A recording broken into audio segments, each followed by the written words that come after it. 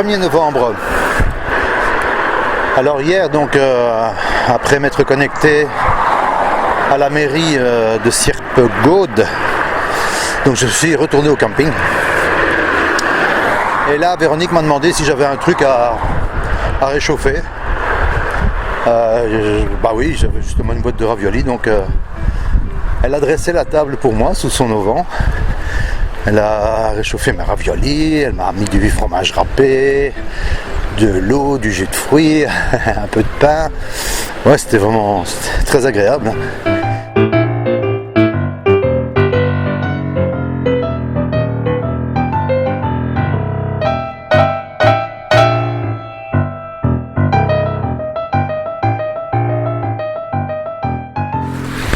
Le 3 novembre. Bon, hier, la traversée de la frontière, ça a été quand même une aventure. Un peu pénible quand même, je dois le dire. Un peu de déception, un peu de pénibilité.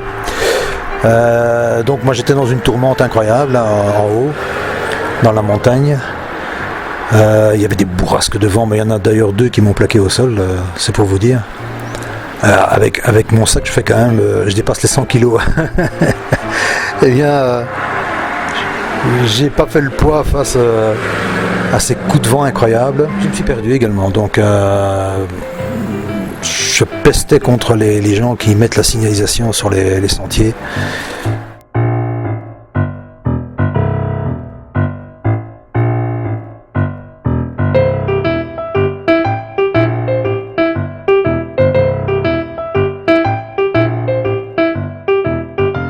Le 6 novembre,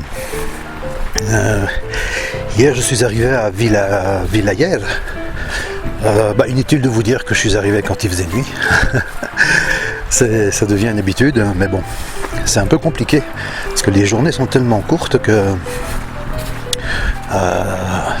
voilà, moi je marche, je suis bien en forme là et tout, et j'ai envie d'avancer, et puis la nuit tombe très vite.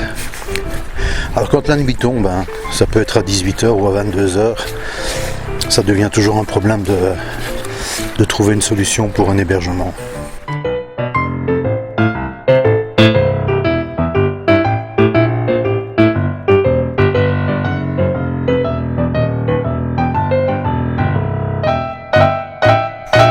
Le 13 novembre.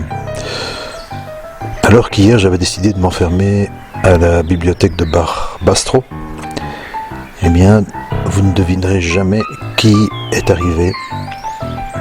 Le soleil. Eh oui. Je l'ai vu à travers les fenêtres. Il faisait beau hier à Barbastro. Ouais.